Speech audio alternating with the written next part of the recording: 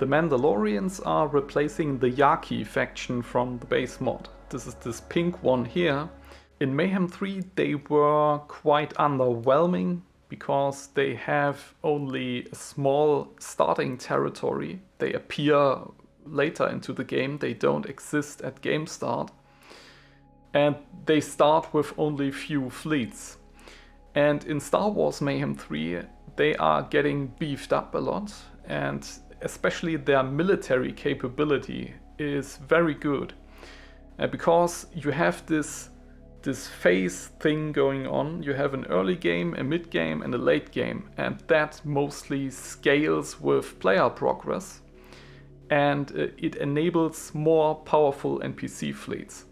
And the Mandalorians, they will arrive when you hit the middle stage, so to speak. And they already get middle stage fleets, very powerful battle groups. For example, this one here with 3 big battleships. And the other factions, they still have their level 1 fleets. They have just gotten the permission to build level 2 fleets, but they still have to build them. So the Mandalorians generally have a head start and have an easy time to conquer more sectors and expand and become a very powerful faction. And they are giving you a new quest. The Mandalore, their leader, sends you an offer to join their crusade against the galaxy. The Mandalorians, they are hostile to everyone else, but neutral to you. And you get 3 choices to respond to that. The first one is just to stay neutral. That's basically the Mayhem 3 way to do it. That will allow you to bide your time and when you are ready, turn on them and take them out.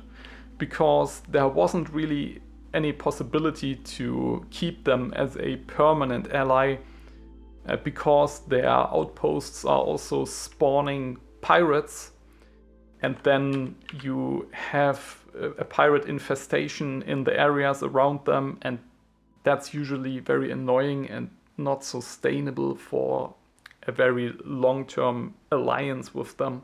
So eventually you always had to take them out. And in Star Wars Mayhem 3 you get 2 new options, and these are quite major options. The first one is to go hostile against the Mandalorians. You can immediately reject the Mandalore and tell him to go F himself, and then you are in a permanent war against them. This can be very dangerous depending on your location on the galaxy map. So if your sectors are very close to them, then this is probably too difficult and you might not be able to take this option in each playthrough, because the starting territory of the Mandalorians, the location is randomized a bit.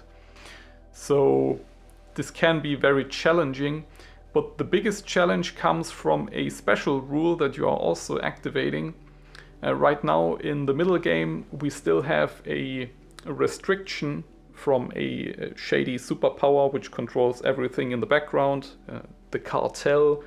They are telling everyone to not go overboard and conquer the galaxy basically. That is entirely reserved for the late game of Star Wars Mayhem 3, so you have a limit that will prevent that a single faction can grow too large before the player is also ready with a decently sized empire to do something about that. And if you choose this option, this special path to fight the Mandalorians immediately, they will, once they hit this limit, they will completely focus on wiping you out completely. So you are getting a soft time limit, because the Mandalorians, they are very strong and they will eventually reach a certain size, and you might be able to avoid them if your sectors are far away from them. So it's in this playthrough it's probably not possible because my sectors are very close to them. But let's say the Mandalorians spawned up here, then we could totally do this option and stay away from them. But if they grow too large, then they will stop invading anyone else and only focus on taking us down. their fleets will travel very far just to attack my sectors and completely wipe me out. And the only way to stop this would be to reach the late game. We have to push through that. But this is also made a lot easier for you because you are getting strong diplomatic boni with other factions. They are basically liking it that you help them defend the galaxy and want to take out the Mandalorians. You can use this as a getting out of jail card, because it will clear your entire negative reputation that you currently have once you accept this option. So if you decided to attack the Republic in the early game and steal some sectors from them, you can use this option to end the war. You also get a lot of extra reputation on top, so everyone will like you. You get favor points that you can spend, for example, to tell factions that they should not take over the sectors they are invading, but just clearing them out so that you can take them. This makes it very easy for you to expand, and you also don't incur a reputation penalty anymore when you conquer sectors. Usually you are losing reputation with the neighbors. That gets disabled because everyone acknowledges that you need to grow to fight the Mandalorians. And that allows you to expand very quickly. So if you don't like grinding reputation too much and also want to spice up your playthrough with that little bit of additional risk, then this might be the option for you. And this will generally allow you to expand your economy and territory very quickly and reach the late game a bit faster maybe. But you will also have to progress, because if you don't grow, then the Mandalorians might be coming for you at some point. You will also get notified when this happens, so you have enough time to try to reach the late game, because that will make them weak again and power up other factions, and they will also be allowed to attack others again, so that can save you. And then we have the main event. This is probably the biggest of the entirely new features in Star Wars Mayhem 3. You can join the Mandalore in his crusade against the galaxy. This will result in permanent wars against every major faction, which is of course insane if you think about it. And you also get a timer which will trigger the last stage in 2 days. So this is the complete opposite. It's the military rush, basically. This is for players who are a bit more impatient and want a bit more action in their playthroughs, don't want to play for a in-game week or so and want to finish this playthrough much quicker. Then you can choose this option. And with this one, you have to use the initial weakness of the factions, have to exploit that, try to grab as much territory as you can, because in the late game, and the late game will happen either if you have grown large enough, or if you don't grow fast enough, it will happen in 2 days anyway. Then your enemies, all of your enemies will get very strong, and your only remaining ally will be the Mandalorians, which are getting debuffed heavily. So this is a strategy where you have to go aggressive. But to make this possible, because permanent wars against 5 main factions is usually too difficult, you are getting incredible long-lasting strategic buffs. The most important one is a production specialization level up for your outposts.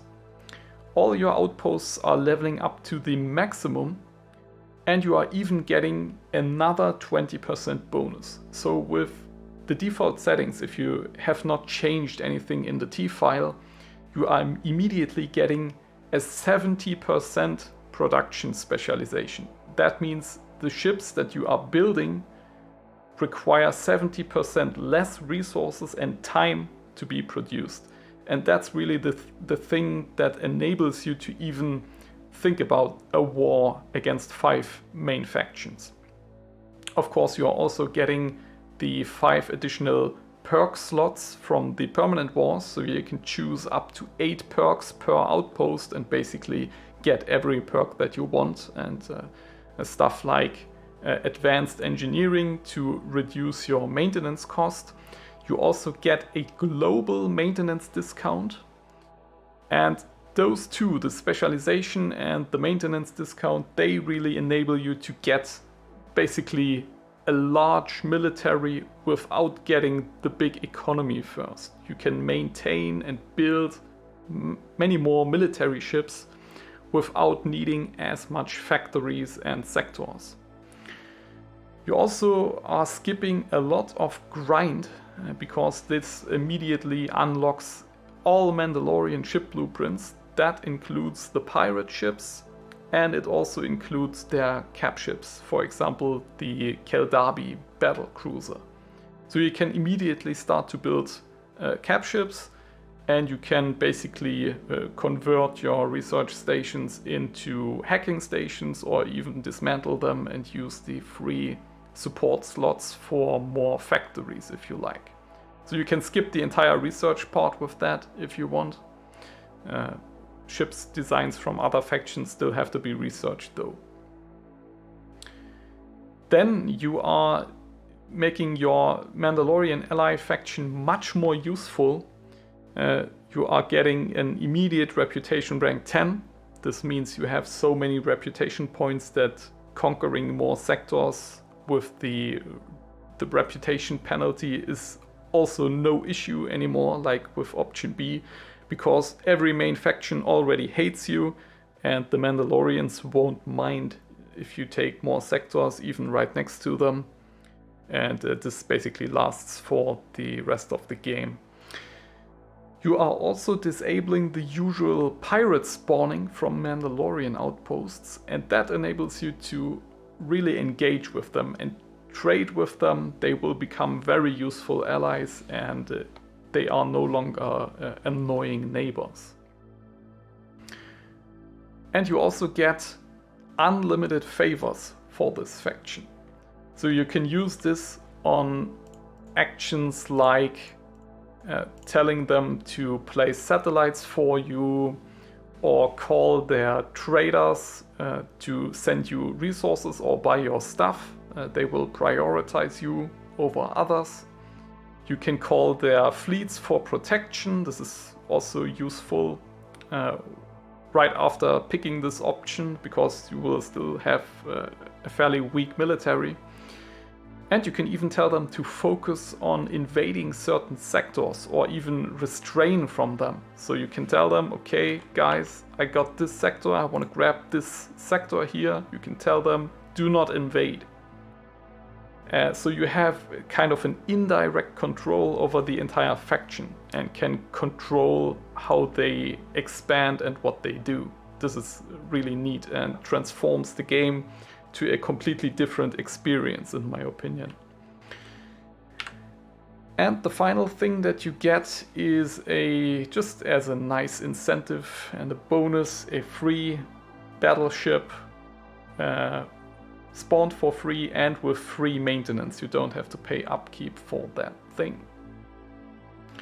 So you're getting a lot of benefits, but you have to fight 5 permanent wars, and you have a 2-day time limit that will increase the strength of all your enemies and weaken your only ally. And after that it will rest mostly on your shoulders. So this is quite interesting and is definitely the military rush playthrough. The thing to keep in mind with this one is that this big bonus, this production specialization, only applies to your current outposts, and on default this is when you have 4 outposts. If you have more than 4 outposts, then this bonus that you are getting on top of the maximum is deteriorating. Because you get 12 hours to make your decision. When you get this message, when you get this quest, you can still take 12 hours and sort your issues, basically. For example, I'm going to blacklist every faction in the game now and only keep the Mandalorians as my friends, so that my traders and looters and stuff are coming home and will no longer go in these sectors, because they will all turn hostile when we click the button. So that's why you get 12 additional hours to make your decision. If you don't make a decision, it will expire with the neutral option, and the others then you have to commit after 12 hours. And if you have more than 4 outposts, at that point your maximum specialization will deteriorate, so you won't get the full 70% bonus. So this is just to make you not cheese this 12-hour time limit. And if you are going to join the Mandalorians, you might want to do this earlier than later. If you might not want to use up the full 12-hour time limit that you get to decide, because from now on the other factions are only getting stronger. So you really are in this phase where the factions are very vulnerable right now, but right now at this very moment they are already starting to build more military ships, and this will continue for about 1 or 2 days, after which they will have the maximum level 2 fleets. And in 2 days we also get the late game stage, and then they will have another level up in their fleet strength. They will be able to build level 3 fleets, and those can also be produced with certain discounts, so the factions will get even more difficult. So joining the Mandalorians means that we have to get aggressive immediately, and that's what I'm going to do. I will try to consolidate my territory and take this entire corner. We are very lucky that the Mandalorians are next to us, so we can call their help with favor points if we need it, and we can sort of merge our empires together in this corner and then put some defenses up. Potentially in this sector, this can block the entire northeastern corner of the galaxy, and also we have to secure this line here against the Empire, which will get insanely powerful in the late game.